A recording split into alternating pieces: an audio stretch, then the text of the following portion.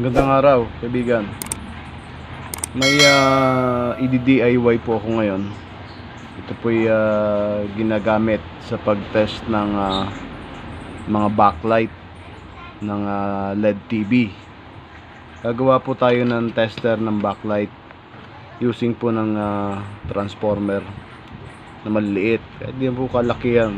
Medyo malaki nga po ito nakuha ko dahil wala na akong makuhang maliit. Mag-assemble po tayo ng backlight tester. I-disassemble ko po itong transformer na to at i-rewind siya ng 50 volts AC. Ito po kasi ito transformer na to ay 12 volts lang. Ayan, gagawin ko pong 50 volts AC.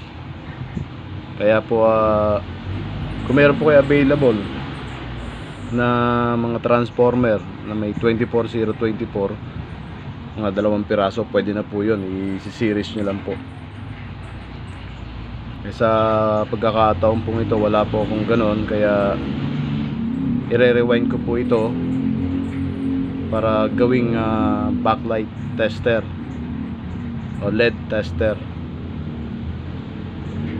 Samahan nyo po ako at gawin po natin. Dismantle ko lang po muna ito. Yan, nakalas ko na po si EI core. Ito po si I, ito po si E. Natanggal ko na po dito mismong bobbin niya. Si primary winding po hindi ko na po gagalawin dahil 220 naman po ito. So, ang gagalawin lang po natin, ang babaguhin ko lang po ay itong secondary. Ngayon ang ano po nito, ang pagkuha para mas mapadali po tayo, kukunin po yung per round, per turn. Ibig sabihin yung per turn nito bibilangin kung ilang piraso, i-divide po dun sa output voltage nya. Ang output voltage po nito sa secondary ay 11.7. Kung bumilang po halimbawa rito ng mga 30 o halimbawa 30 turn, i-divide po yung 11.7. Doon po malalaman kung ilan yung turn per volt ng ano na to, ng bobbin na to. Kaya kakalasin ko muna po ito ng wire, bibilangin manually. Nakalas ko na po yung winding ng secondary ng transformer.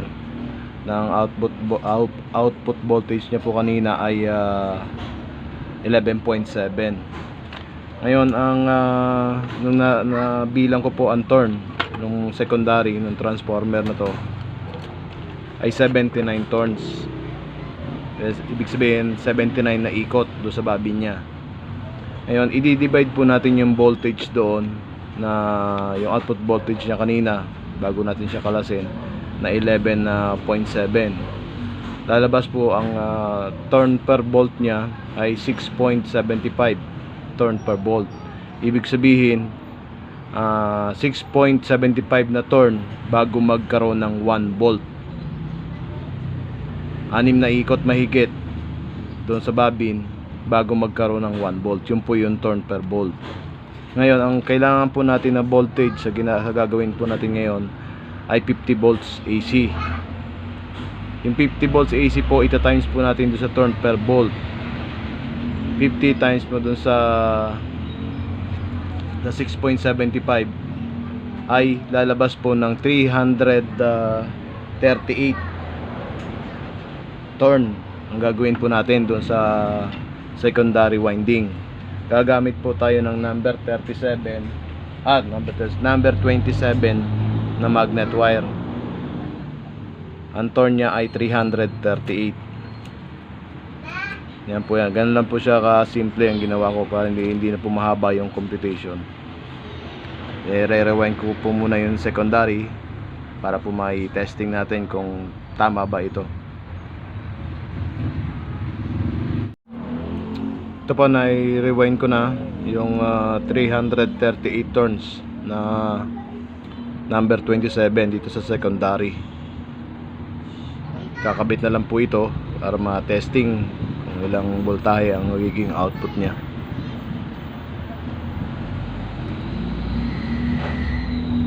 Yung primary po hindi ko na ginalaw, the same pa rin siya nung dati. Yung secondary lang ang ginalaw ko.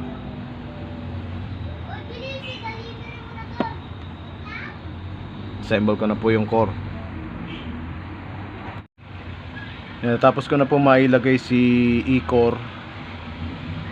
Si I-core hindi pa po nailalagay. Ngayon bago ko po ituloy, kailangan po muna natin check yung continuity ng ng winding.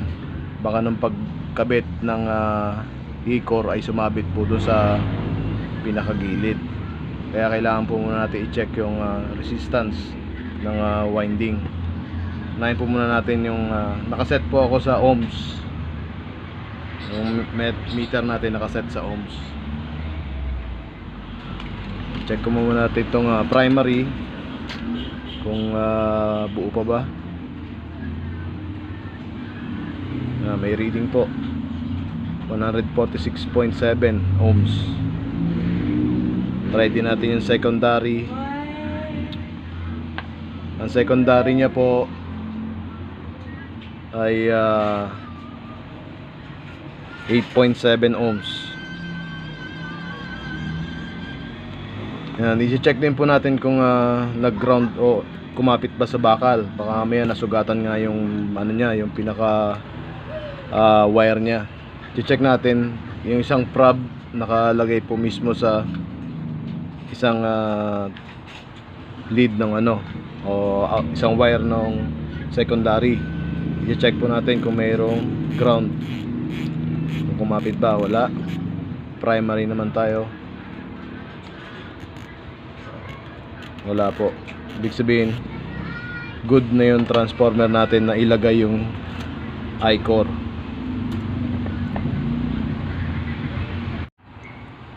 Yan, naikabit ko na po si I-core. Ayan, itetest na po natin voltage check. Okay naman po yung resistance nya, wala pong sabit sa bakal. For safety, gagamit po tayo ng series valve.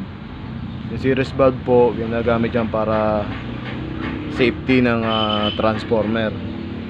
Try natin kung good yung series valve natin. Pagdidikit lang po natin itong secondary. Ibig sabihin okay po yung test valve.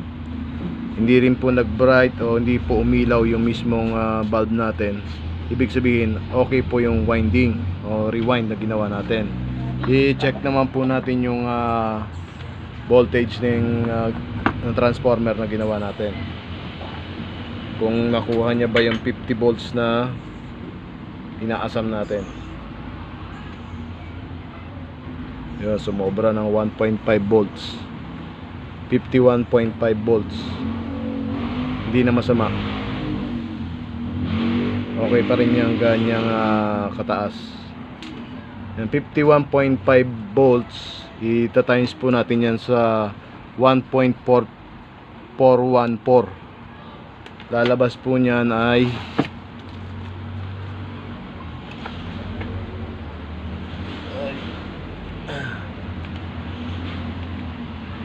51.5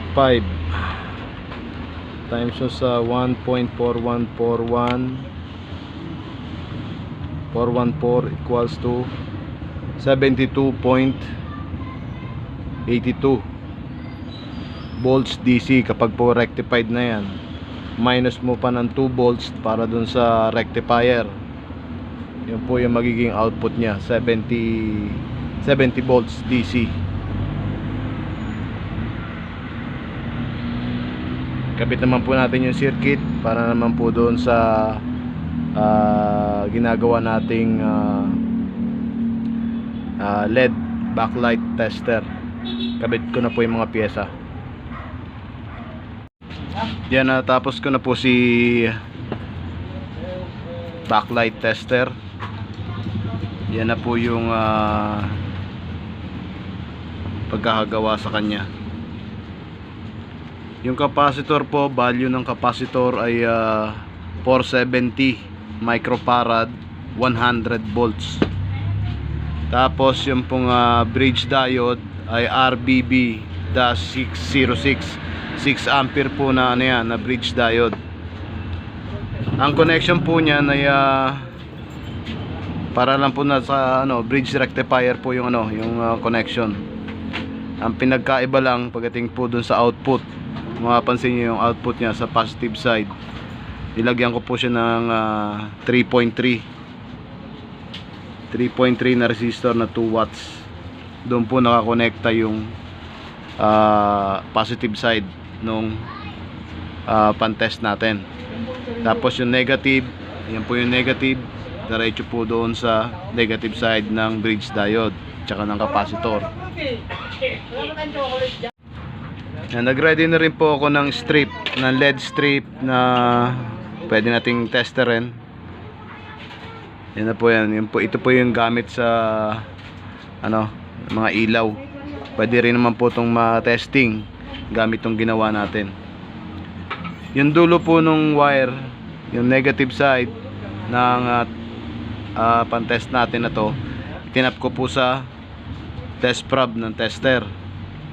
At yung positive side, itinap ko din po doon sa positive prob ng tester para po makita natin yung voltahe niya.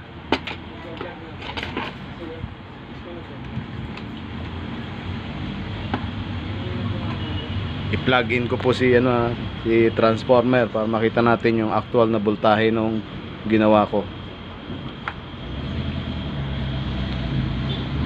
Naka-range po ako sa 200 volts DC.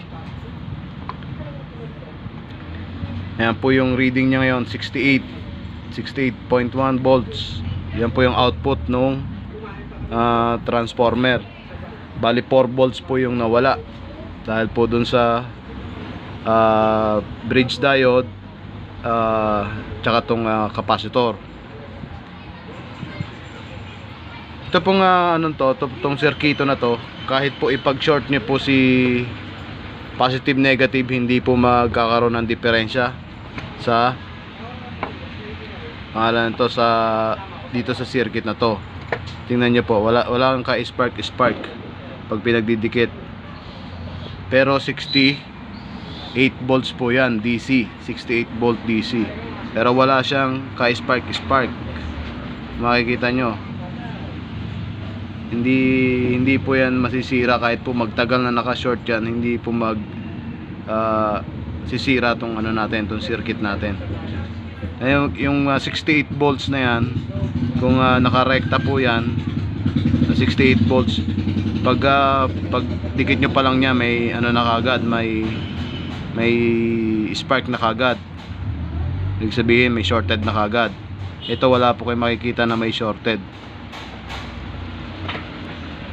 Next natin, i-check natin itong mga test bulb na to kung gumagana ba. Check nyo po yung tester. Ano po yan, sa 67.9 or 68 volts.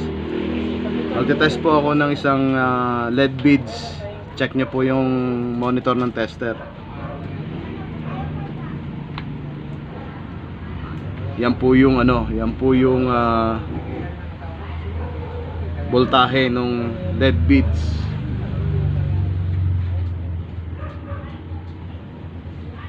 Uh, 2.8. Yan po yung voltahe ng isang LED beads na yan.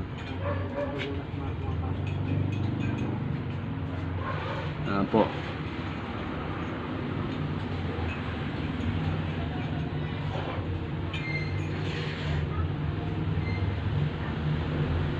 Pag dalawang LED beads, 5.6. Pag tatlo, 8.4.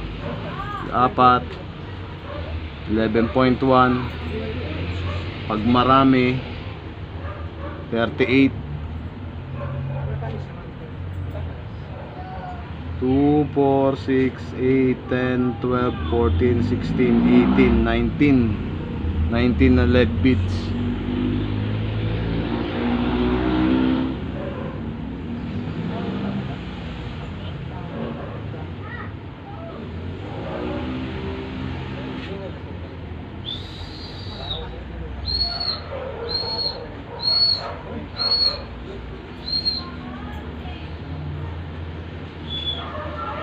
Yan, 25 na LED beads, 63.4 volts. Ganun lang po yan, ganun lang kasimple. Kung may voltage monitor po, hindi na po tayo gagamit ng tester. Yan na lang pong voltage monitor ang gagamitin natin. Sa ngayon wala pa po kasi tayo. Inassemble ko lang po yung pantest natin using din ng tester para makita natin kung ilang voltahe yung bawat LED na tinetest natin. Ibig sabihin, accurate naman po itong ginawa natin.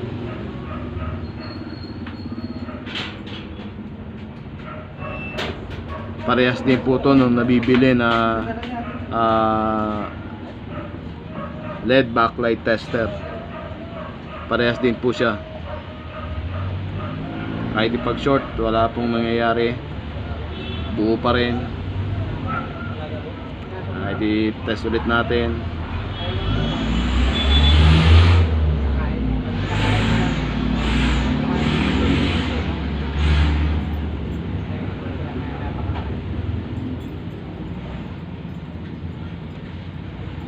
Basta kahit ipag short yan, walang kaso.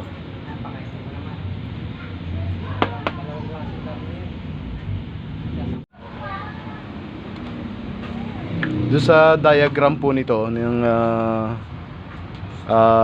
pangalan nito, itong ginawa nating backlight tester, ipipin ko po mismo dito sa video, sa wall ng video, para po makita nyo. Pero ipapakita ko na rin po sa inyo. Ito po yung diagram nya. Yung transformer po nya, kahit po siguro mga 500 milliampere, okay lang po yun. Wala naman pong kaso doon, dahil hindi naman po kakain na mataas na amperahe ang paggamit ng tester na yan. At supply ko po na ginamit ay nakita nyo kanina ay 051. Gumamit po ako ng bridge diode, kahit mga around 6 ampere, 5 ampere or 3 ampere, depende po dun sa transformer nyo. Yung capacitor po ay gumamit po ako ng 470 microfarad, 100 volts. At yung pangalan nito, itong resistor na to ay 3.3 kilo ohms. Ito yung positive at ito yung negative. Yan na po yung circuit nya. Ipa-flash ko po sa screen yan maya, para po makita nyo mismo yung pangalan to, itong diagram, para mas madali po nyo makuha, maintindihan. Sa transformer po, kahit po na dalawa na 24, pwede po. Kung wala po kayo available na single na transformer na may mataas na voltahe na output, pwede nyo pong pagsamahin yung dalawang transformer na yun. Kung nakakuha po kayo ng 24/024, pwede po yun. Or mayroon po kayong bipolar na o may center stop na transformer na 24/024, pwede po yun. Pagkasamahin nyo lang po yung kabilang dulo noon, 48 volts na rin po yun. Alisin nyo lang po yung center stop.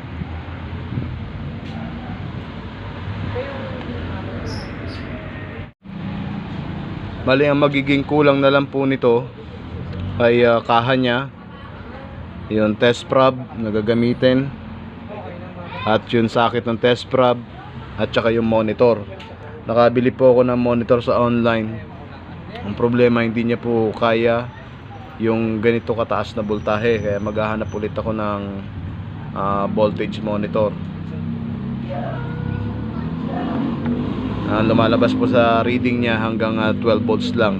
Pang 12 volts lang po ata ito nakuha ko. Kaya hanap ulit ako ng aabot na range ng kahit 100 volts ng reading.